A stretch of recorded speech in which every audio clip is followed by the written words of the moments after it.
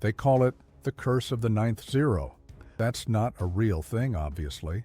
But when you look at the ledger, not the glossy bank screen, but the actual balance sheet my lawyers keep locked down in Zurich, the numbers stop looking like money. They become geological surveys. They look like the distance to the moon or the debt of a mid-sized nation. I crossed the line 2 years ago, right when the market cap on Phoenix Global hit 12% growth in Q4. October 17th. I remember the date because that was the day my oldest, Marcus, finally got the nerve to tell me he didn't want the company. He wanted to teach history. $1 trillion on the wire. And my legacy decided he wanted to talk about dead white guys in a classroom. Now, irony's a bitch. Forget the billionaires. They're just guys who can afford a yacht and a bad divorce. When you hit the T, you stop being a rich person and you become infrastructure. You own the weather. You control things that the governments think they control. The difference between 100 billion and a trillion is the difference between an ocean liner and the entire ocean. My name is Darius Thorne. You won't see me on the usual lists. No Forbes covers, no goofy space rockets. That whole game is performance art for the second tier. I prefer the dark. I prefer the quiet hum of the machines that make the world turn. And yeah, I'm the first. The first black man to look at that figure, 1,000, and realize it was just the starting line. People try to write the origin story. They want the moment of genius, the garage startup cliché. It wasn't genius. It was pure, unadulterated necessity, sharpened by the kind of fear only a kid from Northwest Detroit can understand. We didn't have a garage. We had a loading dock behind a defunct auto parts factory on Livernois Avenue. Smelled like old grease and desperation. This was '97. I was 22, fresh out of community college dropout status, running 2 jobs that barely covered the rent for my grandmother, Evelyn. She was my anchor. A saint, that woman. Worked the assembly line at Ford for 40 years, retired with a pension that vaporized faster than rainwater in July when the market decided her decades of labor were just digital dust. That memory, that empty look in her eyes, when the final statement came, that's the fuel that paid for the trillion. You don't forget that kind of slight. My first hustle, not software, logistics, moving things that the big boys said couldn't be moved or couldn't be moved that cheap. It started with salvaged metals, scrap. I bought a beat-up '89 F-250 and learned how to navigate the paperwork nightmare of interstate commerce. No internet empire, just sweat, steel, and knowing the right guy at the rail yard who needed an extra $50 to look the other way for 15 minutes. I drove that truck until my back felt like concrete, but I was watching. I saw the waste, the trucks running half empty, the paperwork delays that cost millions in interest and warehousing fees. The industry was running on rotary phones and handwritten invoices, even as the first generation of tech bros were setting up shop across town, talking about disrupting retail. The only disruption I cared about was getting a load of copper wire from here to Chattanooga without the middleman bleeding me dry. I learned early that wealth isn't about what you own. It's about control over movement, control over bottlenecks. If you control the choke point, you control the flow. And in America, everything is about flow. I met Leo Banks. He was the actual genius, the coder. Skinny dude, glasses perpetually fogged, living off ramen and pure spite for the analog world. Leo was trying to build a real-time tracking platform using early GPS and proprietary routing algorithms. Everyone else was using spreadsheets, relying on gut feeling and luck. Leo was building a brain for the logistics chain, a neural network that could predict traffic patterns better than the Department of Transportation. He was brilliant, but he couldn't sell water in the desert. He was too technical, too honest. The venture capitalists in Ann Arbor laughed him out of the room. Too niche, they said. The truckers don't use computers. They didn't see the scalability. They only saw the grease under the fingernails. I sat him down at a greasy diner booth, the kind where the coffee tastes like burnt ambition, and the vinyl sticks to your elbows. I didn't have cash, but I had access. I had the network of small freight haulers who were getting crushed by the giants. Guys who looked like me, who didn't get invited to the country club networking events. Leo, I told him, forget the VCs. They want to buy a vision 10 years from now. We need to buy time. We need to prove this thing saves real money right now for the people who are bleeding. I didn't talk percentages. I talked routes, fuel efficiency, insurance premiums. I understood the pain points because I felt them every day, smelling like diesel and sweat. I told him if he could save my fleet $500 a week, I'd introduce him to 50 other guys who would pay twice that, just for the peace of mind. We shook on it, a 50-50 split written on a napkin I still keep locked in a safety deposit box in Geneva. It wasn't about the equity percentages later, it was about the partnership right then. We both knew the paper wasn't the contract, the shared hunger was the contract. We called the company Phoenix Global. Corny, I know, but Detroit demanded resurrection. Our first clients weren't Fortune 500 companies. They were independent operators, guys like Uncle Ricky down in Mobile running flatbeds, or Maria in El Paso hauling specialized medical equipment. Small businesses that couldn't afford the bloated ancient systems the big freight forwarders used. They were running tight margins and living paycheck to paycheck, just like I was. Leo's software was ruthless. It stripped the inefficiencies out of every run.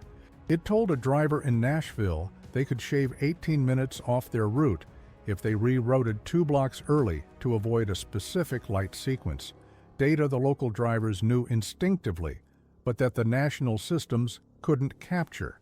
We digitized that street instinct. We took all the tribal knowledge of 1,000 independent truckers and turned it into cold, hard code. Our growth wasn't explosive at first, it was grinding. It was a word-of-mouth operation built on the fact that we saved people money reliably. We were the only game in town built specifically for the operators who looked like us, who understood what it meant to fight for every dollar, every mile. The first 7 years were brutal. I was the face, the fire, the one who handled the debt and the pissed-off clients, and the inevitable racial microaggressions that turned macro the second we tried to apply for a real loan. Leo was the engine, locked in the back room with monitors humming, refining the algorithm until it was pure gold. He optimized the routes. I optimized the funding. We took zero outside investment for the first decade. That was the rule. Outside money means outside control, and control was the only thing I cared about preserving. Control over the movement, control over the narrative. When we finally IPO'd in 2012, it was less about raising capital and more about liquidating the opposition. We didn't need their money, we needed their respect, or at least their fear. We sold shares, sure, but we retained the supervoting stock. We were structured like a fortress. Wall Street tried to categorize us. Logistics, tech, fintech, we were all of it. We were the friction reducer for the American economy. We didn't just move packages, we moved the exact data needed to move the package with optimal efficiency. We became the invisible layer beneath global trade. By the time the tech giants realized they should have been building sophisticated internal logistics systems instead of just optimizing ad revenue, we owned the highway. We owned the rail contracts. We owned the precise coordinates of every major shipping container moving through the Western Hemisphere. They were busy selling digital dreams. We were busy selling physical necessity. That's how you get to the T. It's not one big score. It's collecting a tiny, unavoidable tax on everything that moves. And in a world built on consumption, everything moves. But that's just the money story. The real story, the one that keeps me awake in my ridiculously oversized apartment overlooking Central Park, is what I did with the access that Trillion bought me. Because once you own the infrastructure, you realize the infrastructure is designed to keep certain people out, to isolate communities, to concentrate wealth in predictable, familiar hands.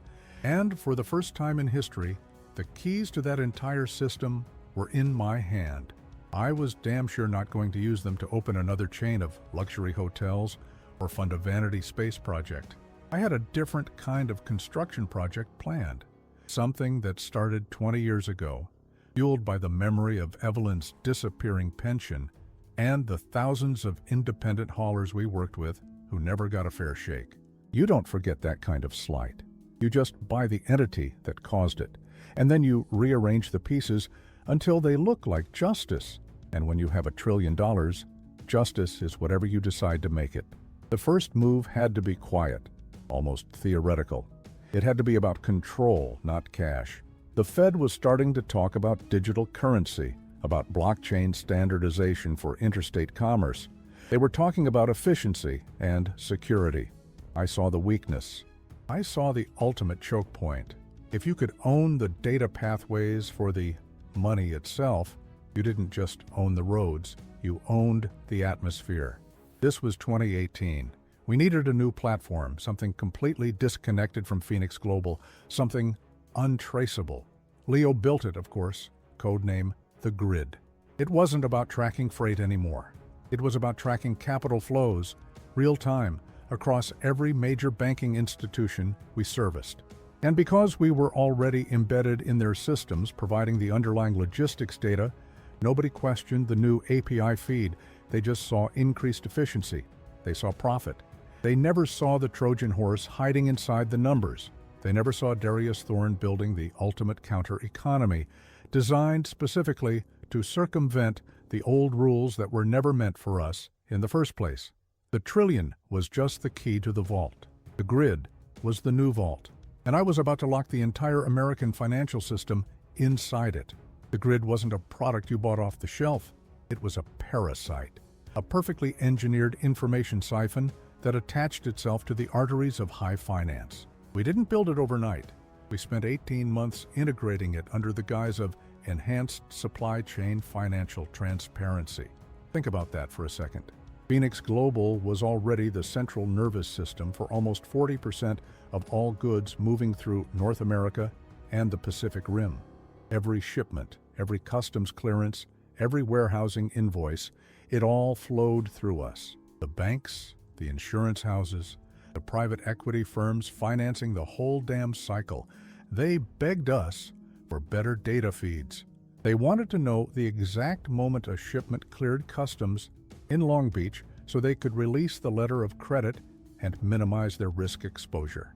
They saw us as a utility, a necessary, slightly rough around the edges utility run by a guy they still quietly referred to as the trucker.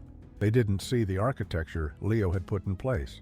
They authorized API access that wasn't just tracking the physical location of the cargo, but the instantaneous fractional movement of the capital tied to that cargo. We weren't just watching the trucks. We were watching the interest accumulating on the loans, financing the trucks, the payment history of the drivers, the leverage ratios of the insurance underwriters, all in real time, all interconnected. Leo hated it. He pushed back harder on the Grid than he ever did on optimizing a 5,000 truck fleet.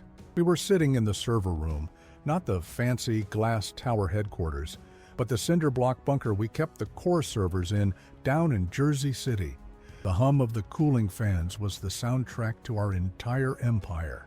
"Darius, this isn't code anymore," he said, wiping the fog off his glasses. "This is surveillance on a national scale. We're mapping liquidity. We're charting the vulnerability of every major financial institution we work with." I looked at him. Skinny, pale, brilliant. He saw zeros and ones. I saw Evelyn's face when she realized her pension was gone. "The vulnerability was already there, Leo," I told him, leaning back against a humming rack. "It was built into the system. You think those banks don't track every dollar you move? They built the surveillance. We're just watching the watchers. We're identifying the structural failures they rely on to maintain the imbalance." He shook his head. "The difference is intent. Their intent is profit. Yours is reconstruction. And that requires demolition first." He was right. Reconstruction required demolition. And the first thing that needed to come down was the predatory lending infrastructure that choked out small businesses, especially businesses run by people who didn't look like they belonged on K Street or Wall Street. Think about the independent truckers we started with, Uncle Ricky in Mobile, Maria in El Paso.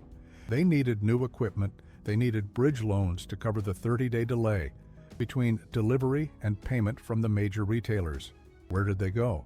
Not to JP Morgan, they went to specialized freight financing companies. Companies that charged 15, 20, sometimes 30% interest because they classified these operators as high risk based on zip code and the size of their balance sheet. The grid showed me the actual risk. It showed me that Uncle Ricky had a 99.8% payment history, better than most mid-sized regional chains. It showed me that the risk was manufactured, built on prejudice and archaic underwriting models that maximized fees for the finance guys while guaranteeing the operators stayed trapped in a cycle of debt. That was the choke point I needed to own. I didn't try to buy the banks. That would have been messy, public, and expensive. I bought the debt.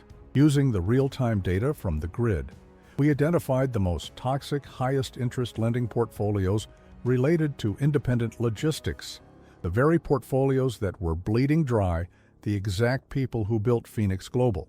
The finance houses holding these portfolios were small, often proprietary groups nobody had ever heard of, tucked away in Delaware or Cayman Islands shell companies. They were the friction layers of the economy, designed purely to extract margin. I had $1 trillion. I didn't use it all, not even close. But when you have that kind of capital, you don't need to negotiate. You just offer a number that makes all their internal projections irrelevant. We are willing to purchase your entire $4.2 billion portfolio of high-yield freight and infrastructure debt, effective immediately at a slight premium to current market valuation. Cash. That was the email my lawyer sent.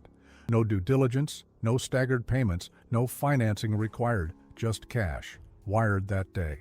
The sharks who ran those predatory funds didn't care who bought the debt, as long as they got their exit. They saw a windfall. They saw an idiot with too much money buying up trash paper. They didn't realize they weren't selling me paper. They were selling me control over the lives of 10,000 independent operators. Within 6 months, Phoenix Global, operating through half a dozen completely untraceable shell companies that even Leo didn't have the final audit trails for, had purchased nearly 70% of the independent freight and logistics debt in the country. We owned the loans.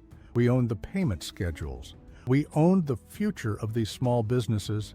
This wasn't an acquisition, it was an extraction. I had pulled the financial rug out from under the old guard without them even knowing I was in the room. They just saw a large, sudden capital injection and thought the market was correcting itself. Once the debt was mine, the real work began, the paperwork, the quiet bureaucratic revolution. We immediately restructured every single loan. Interest rates dropped from 25% down to 3%. Payment terms were extended. Late fees vanished. For the first time, these operators weren't working to pay off loan interest. They were working to own their equipment and build real generational equity. The effect was immediate and seismic, yet locally contained. Uncle Ricky suddenly had an extra $3,000 a month in operational capital. Maria could afford to upgrade her specialized cooling unit, allowing her to take on higher-margin medical contracts. They didn't know who did it. They just knew the weight of the world had lifted. They knew their bank statements looked sane for the first time in 20 years. The money didn't disappear. It stayed in motion. It cycled back into maintenance, into hiring new drivers, into buying better fuel. It fueled the very infrastructure that Phoenix Global ran on. We didn't lose money on the restructured debt. We gained hyper-efficient, loyal, and rapidly expanding partners who now had a direct incentive to feed us their logistics data, further refining the grid. The old finance guys started scratching their heads. Their usual pipeline of desperate high-interest borrowers dried up overnight. They went looking for the cause, but the paper trail led to a dead end of Swiss holding companies and anonymous wire transfers. They blamed government regulation or market volatility. They never looked at the trillion-dollar trucking company they relied on to move their Amazon packages. That was the beauty of the T. When you're that big, you're not just a player, you're the environment. A fish doesn't notice the water until it's gone. But getting the debt off the backs of the little guys was only step one. The second, more ambitious phase was injecting capital directly into the communities that had been systematically starved of it for decades. The grid wasn't just good at identifying toxicity, it was phenomenal at identifying opportunity, the real undervalued opportunities that the traditional banks dismissed because they didn't fit the risk profile spreadsheet, or because the collateral was in the wrong zip code. We started building localized, ultra-efficient lending systems. We didn't call them banks. They were logistics capital cooperatives built on the Phoenix Global platform. They were funded entirely by my capital, outside the regulatory purview of the traditional institutions. These co-ops didn't look at credit scores derived from 30 years of systemic redlining. They looked at Phoenix Global performance data. If you ran a tight fleet, if your drivers were safe, if your delivery metrics were pristine, you were instantly eligible for loans at prime rate, collateralized by the equity you were rapidly building thanks to the debt restructuring. We were creating a closed-loop, self-sustaining financial ecosystem built on the physical reality of American commerce, insulated from the speculative nonsense of Wall Street. A counter-economy where the value was based not on derivatives or complex financial instruments, but on the efficient movement of real goods, on sweat and steel and knowing the right light sequence in Nashville. The major banks didn't panic yet. They just thought the smaller independent market was contracting. They were focused on the multi-billion-dollar mergers and the overseas hedge funds. They were distracted by their own greed. But the real disruption wasn't the restructuring of the loans or the creation of the co-ops. It was the data itself. The grid became the most accurate predictor of localized economic health in the history of the country. If the flow of goods into South Chicago increased by 15% year over year, while the payment velocity remained high, you knew that community was thriving, regardless of what the outdated census data or biased housing reports claimed. I had empirical proof of economic vitality in places the market insisted were dead zones. And when you have that proof, you can make surgical, targeted investments that yield exponential returns, not just in dollars, but in community stability. This is where the quiet power of the trillion really started to resonate. It wasn't about funding tech startups in Silicon Valley. It was about funding the actual infrastructure of the people. I bought 3 shuttered manufacturing plants in Detroit, Cleveland, and Birmingham. They were ghost towns, tax write-offs for the holding companies that owned them. I didn't announce a major revival project. I simply used Phoenix Global's logistics data to identify where the demand for specialized components was highest and where the local skilled workforce was most underutilized. Then, through the co-ops, we financed the equipment, the training, and the raw materials. We didn't hire CEOs from Stanford. We hired the foreman who had been laid off 20 years earlier, guys who knew how to turn a wrench and manage a line. We partnered with local community colleges to run training programs. Within a year, those 3 plants were back online, running 2 shifts, manufacturing high-margin specialty parts, not for the automotive industry, but for the renewable energy sector, components that had previously been outsourced to China. We didn't need government subsidies. We didn't need tax breaks. We just needed perfect information about the bottleneck and the capital to smash through it. The grid provided the information. The trillion provided the hammer. The local impact was profound. Jobs, stability, tax revenue that stayed local. But the Wall Street guys still didn't see the thread connecting the debt restructuring, the co-ops, and the revived manufacturing base. They saw isolated philanthropic moves by a weirdly successful logistics mogul who liked to play in the Rust Belt. They patted me on the head and called me a social capitalist. I let them talk. I knew the difference between philanthropy and engineered economic leverage. Philanthropy is giving people fish. Leverage is owning the ocean and teaching everyone else how to build their own nets, while simultaneously dismantling the ships of the old fishermen who relied on overfishing and predatory practices. By 2020, just before the world went sideways, the grid was fully mature. It wasn't just tracking, it was predicting. It could model the exact economic impact of a 3-day rail strike in the Midwest, down to the projected payroll fluctuations in a small town in rural Kansas. I had visibility that the Federal Reserve only dreamed of. I had moved beyond controlling the flow of goods. I controlled the data necessary to control the flow of future capital. The trillion wasn't just a number. It was the absolute freedom to operate outside the financial gravity that held everyone else down. It meant I could absorb losses that would bankrupt a nation just to achieve a strategic advantage. It meant I didn't need to ask permission. I didn't need to justify my actions to a board of directors who only saw quarterly returns.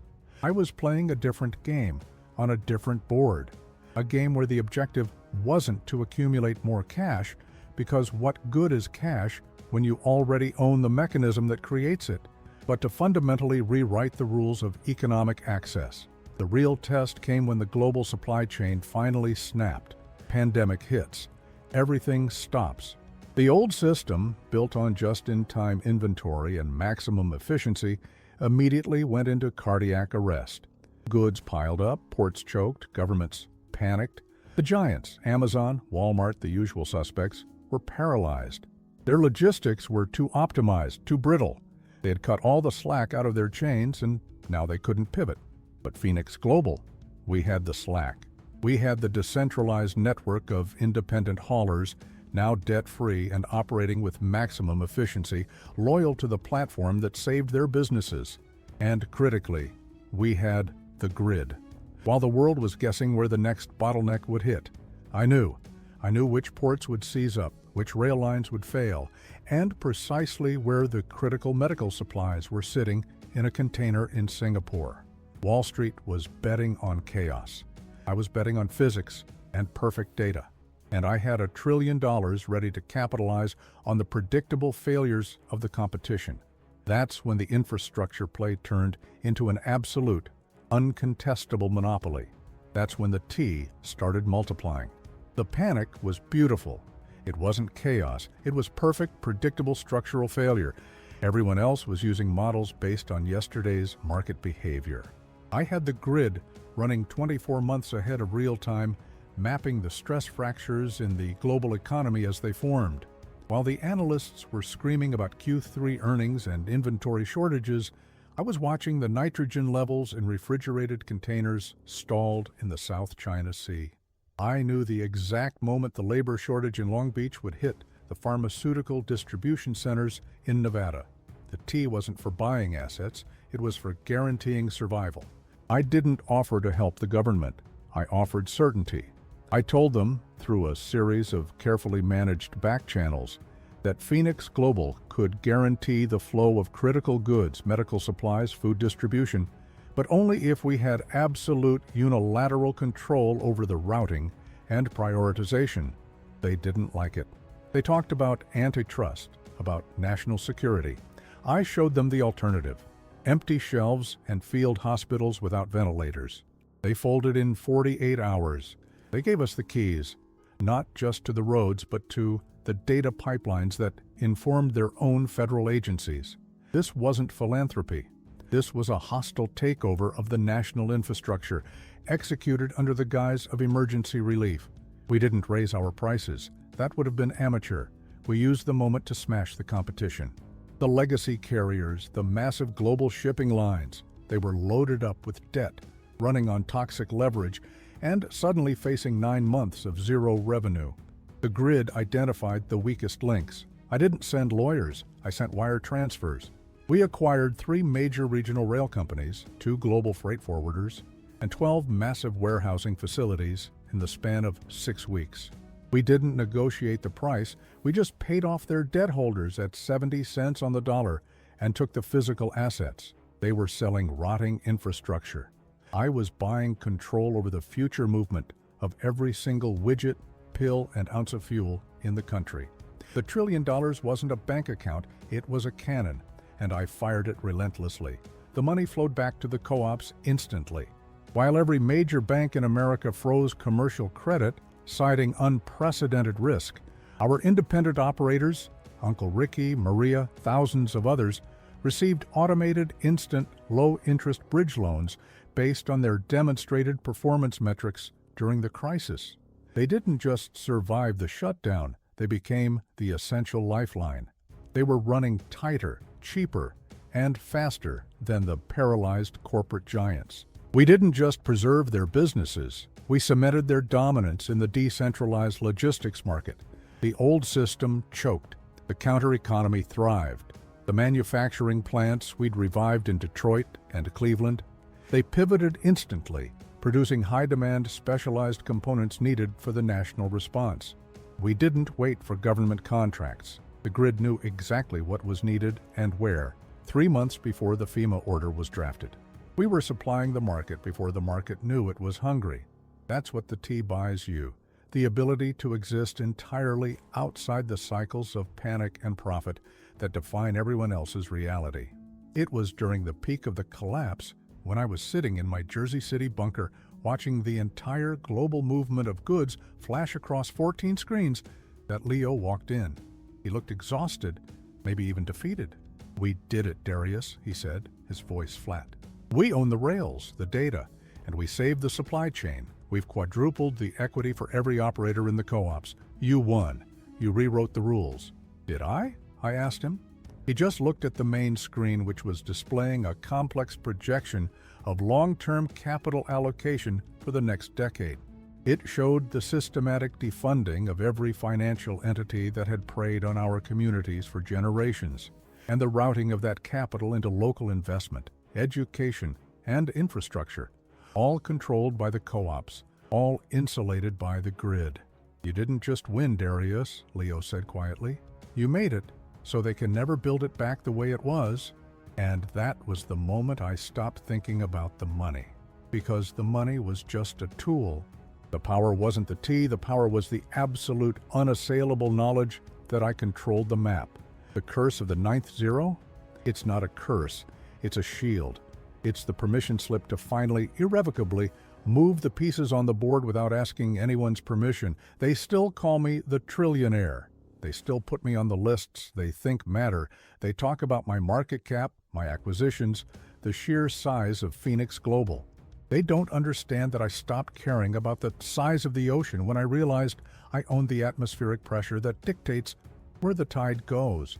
I look down at the city now, miles of light stretching out, the entire system humming, moving, flowing, and I know every single input and output, every vulnerability, every strength. It's all ours now. So here's the challenge. If you're still waiting for permission, if you're still trying to play their game, you're already losing. Stop counting the money, start counting the bottlenecks, and come find me when you figure out how to shut down the lights they rely on, because I'm always hiring.